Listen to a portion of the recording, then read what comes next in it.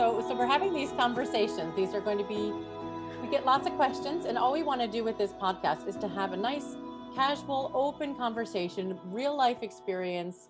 How does this actually work? Because we all know the theory. We're reading things in Montessori's books. Sometimes it's more complicated than others to understand.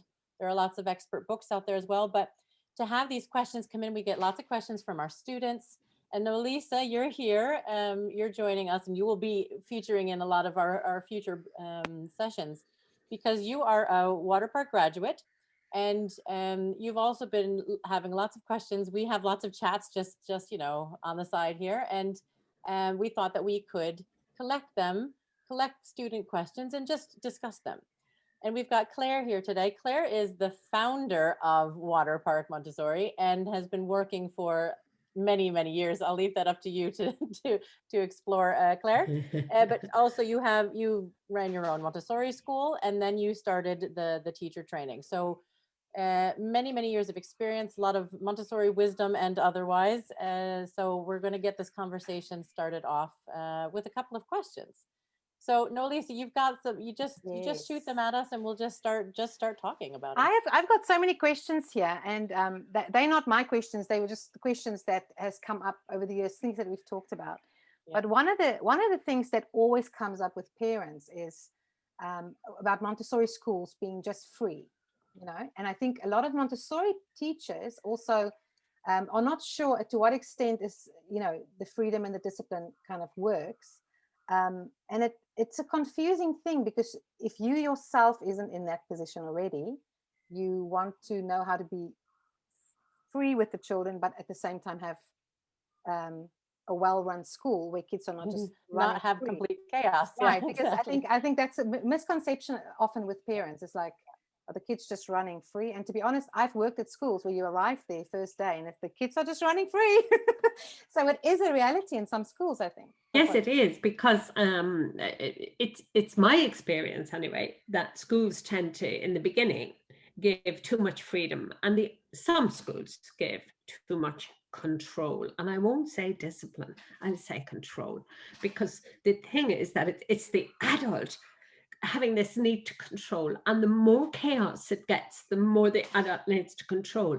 And in many cases, it is the only solution. If the classroom is out of control, and I like to say this to all young Montessori teachers, whatever age group you're working with, when a thing gets out of control, you must say, stop now, and let's start again. You don't have to get cross. You don't say anybody's a bad boy or a bad girl. None of those things. You just say, stop. We're going to start again. Right, we're going to start again. And you bring your own voice down, because my favorite story was when I was a young Montessori teacher, that whenever I had a sore throat, the classroom was very quiet. So I had to ask myself a big question. What was making the classroom noisy? Was that my voice kept going up? And I learned from that. That's a big one in Montessori, learning from your errors. So I would say that the chaos has to stop. However, if you're not brave enough to let a little bit of chaos happen, a small bit, you will never allow the children to develop self-discipline. And what Montessori meant by the discipline was that it was, first of all, it was about the child developing self-discipline. The other angle she meant on discipline was the way the environment provides a structure, I always call it, because discipline makes it sound like it's something that an adult does to a child. It's not that at all. The environment provides a structure in which the child can be active and learn. So, for example, when a child tries to pour water and it spills, and there is an opportunity for the child to get a cloth and fix that and get more water and start again, then the child has learned something out of the feedback from the environment. Now, the adult may have shown how to pour in the first place, which is another part of the structure. We show how in a very objective way. So just learning how to pour water would be something as simple as the adult says to the child, watch me. It's a very exciting thing to do, pouring water. We don't say that, but we have it on our face, and we show them how. Then we give them freedom, but freedom to do what has already been shown. So let's say a child decides they would like to take a boiling kettle with hot water and pour it. They are not free. And that is so obvious, but they are not free to do that. So this is where the limits, we have to have common sense. And the warning bell for all of us to wonder when you're passing is this about me controlling the children for the sake of my fears, or is it about me helping the child to learn to control herself? That's the biggest difference. Maybe Sarah, you can come up with some examples there. I'm thinking of some, what your take on that is, because there's so many ways to explain freedom and discipline. Well, absolutely. I think you touched on something that's pretty key, is that who is this for? Who is the control for? Who is this discipline for? And I've been in a lot of classrooms and been observing a lot, and I hear, always shh, shh, shh from the adults, always hushing. And I start to think, is there a need that is completely silent in a Montessori classroom? That's absolutely ridiculous, in my opinion. It's not going to be a thing. Perhaps when, your entire group of 3 to 6-year-olds are deeply into something, but in a 6 to 12 classroom, they're going to be discussing, they're working on projects, they're moving around. You're never going to have that complete silent classroom. And what the need of complete silence is no longer for the children. That's the teacher or the adult who is saying, I can't handle the noise, please be quiet. Or, so it's these kind of controls that was for me as an adult, not for the children. The children need quiet to concentrate, and that we absolutely need to take into consideration. I just want to say, I can Yeah. totally just say that is my reality. Like I felt always that if somebody walked past this class now, and it looks like absolute chaos at times, there are times where it looks, but I love what you were saying, Claire, about the difference between control and discipline, and the fact that there are sometimes where you have to take control. You don't, control is not the evil thing and discipline is the right thing. You have the structure and the discipline on this side, which is what you want to establish over time, right? But sometimes the control is necessary in the short term.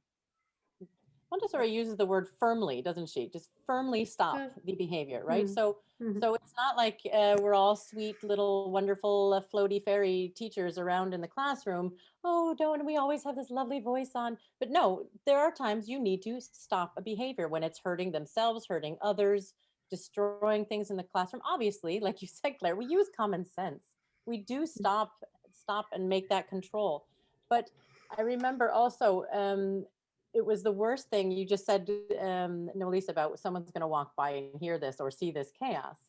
And one of the biggest things was, we always say, observe, observe, observe. If there's chaos, find out what can I change in the environment?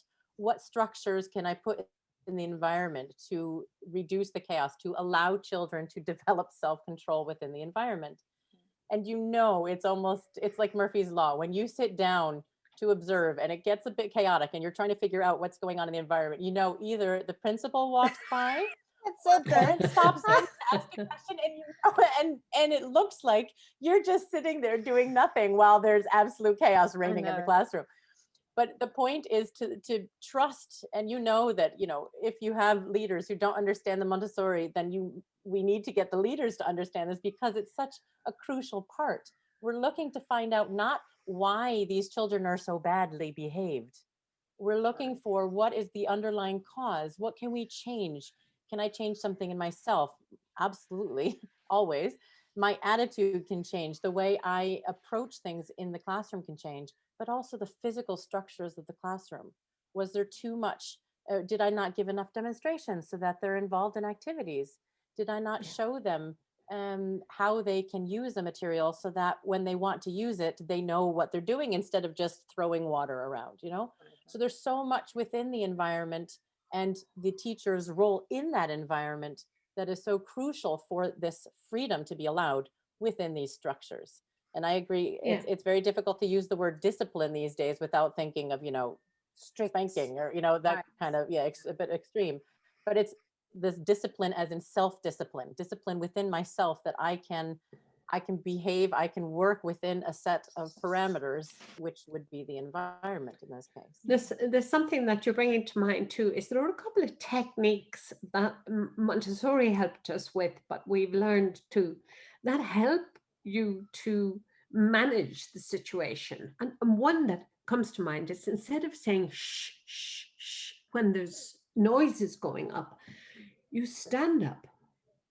You say, excuse me, to the child you're working with, if it's an emergency, and you walk to the children who are making noise and you speak to them quietly, because you're disrespecting them. You're not actually communicating. And we are criticized in Montessori because the adult-child relationship is not a dominant part of the lesson. The lesson is to make it exciting for the child to teach themselves. By deeply respecting the child, we walk over to them and we give them, they then remember that interaction, and we say, yes, there's something you'd like to do. You have a choice. Now, if a child cannot remember what to choose, you say, okay, I have a suggestion, read in the corner or do the pink tower, or whatever it was that we showed just now. And if you don't remember the pink tower, why don't you read, and I'll be back to you when I'm finished with Mary. And that kind of firmness for a child holds them in a way and makes them feel secure. So I think that's really important. And another one is to remember, within the freedom discipline, is this thing of not interrupting concentration and never allowing other children. So if children go around interrupting others, and that's what their chaos is, that has to be stopped immediately, or the system will never get started. So they're just a couple of little techniques for making it easier to manage children. Claire, you mentioned there about the giving them a choice. If they can't choose themselves, then you suggest two very clear suggestions that they can work with. And I think too many say, please find something to do. And if you think about it, the amount of activity in a classroom, in a Montessori classroom, it can be overwhelming to students who don't quite have that self-discipline to be able to look around and think, well, what do I need to work with? And this is also in schools. You need to do something, do your schoolwork, Yeah. But it's too much. So to help them, I think this is where things like the logbook, where they're writing, or a journal where they're writing down what they're doing, they're writing down what lessons they've had, what presentations they have. These are all parts of this structure for this freedom. So you say, okay, maybe let's have a look at what we did last week. Can we find something that we need to work more on? Would you like to practice one of the things, and we start getting them reflecting on what they've done, get them to start thinking about, what should I be doing right now?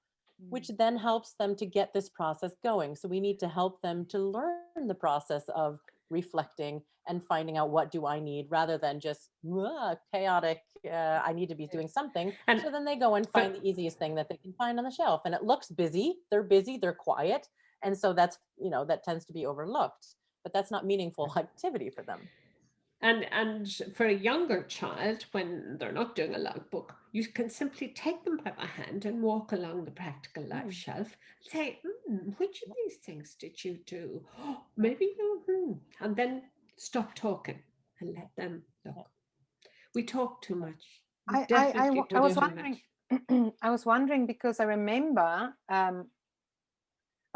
us always saying to them before, and is this part of the structure? I'm asking this question now because part of the structure in the morning for me was to say, remember, this next 3 hours is your work time. This is not a play time. This is, I even heard that Montessori always used to refer to activities rather than activity or material, not a toy. This is not like, why don't you play with that? Or why don't you, because it's not a toy. This is work. This is serious work. So we used to always start every morning, only rules basically were, don't disrupt others and don't disrupt yourself. And then this is work time. This is, for the next couple of hours, we're going to work. You're going to be on there's a lot to do within that parameter.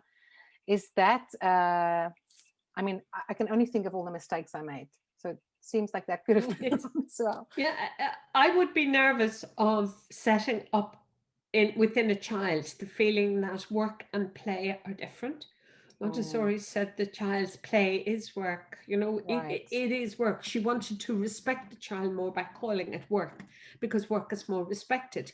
Nowadays, especially for early childhood, play is considered the most important thing to do. But you don't say, now it's time to play. We don't do it like that. We Right, say, right, now you're right. free to play. So let's say, now you're free to work for the morning on the things you choose. And that would be a good way of looking at it, rather than making work sound like very serious. We don't want that. We want it to be a sort of that it's coming from within me, so I feel good about it. Yes. And the same with the don't distract others. I would more change that around and say, we're going to give each other the space to work. We're going to respect others' workspace, respect others' work concentration time, however we want to say that. We have a word here in Norway called arbeidsro, which is really the peace of working, peace for working, peace and quiet for working. So we respect that. We give each other this space to work, both physical and quiet space. Again, I would say for the preschool, the children of 3-4 years old, you may not use so many words, but you show it by your actions. By your action, you see somebody's working and you walk away gently. And then they can see by your body language, by your behavior, that we respect the workplace, the work, arbeidsro. Yes. Absolutely. Yeah, I think more in terms of like 4 boys who are best mates who just wants to play the whole time. They've got I almost want to say Minecraft, little book there, and that's what they want to do. And you want to give them space to do some of that, but at the same time you want them at least to be working. But see, in my head, that is a golden opportunity. You now know exactly what these 4 mates are so interested in. And especially in school age, you can then take that and use that as a springboard for presenting other things. So you can use that as that angle to get into other things that you want them to, curriculum stuff that you want them to do. Right. By using that, because now you know their interests. Now you've got what you can grab them into this next presentation. So it's up to you to know them so well that you use that, rather than saying, okay, you can do a little Minecraft now, but then we're going to do some real work. Let's go take this Minecraft and look at angles. Let's look at, and you just. But that's totally how I feel. I feel like you can do a little bit of this, but you must work later, and that's what I hear all the time about. I will never forget this during my studies, where we were supposed to do a behavior chart, and or like consequences for things. And one of them was, okay, if you do your homework every day, you get an extra hour on the computer lab. And I just thought, well, so it absolutely, my brain almost exploded when I read this, and I had such a hard time digesting it that I was so against this. So what are you saying, that the computer lab isn't good for anything else except for as a bonus, as a reward? Of course, here we're into the punishment and rewards, but also, what's wrong? Why? What's the problem with them doing their homework? Why can't they do their homework? Rather find the source underlying that, than having this reward of, okay, I'm going to bribe you to do what I'm forcing you to do, rather than taking a step back and looking at what are they maybe struggling with in the homework? What is the purpose of the homework? These kind of big questions that most people don't think to ask, because it's homework, it's school. Right.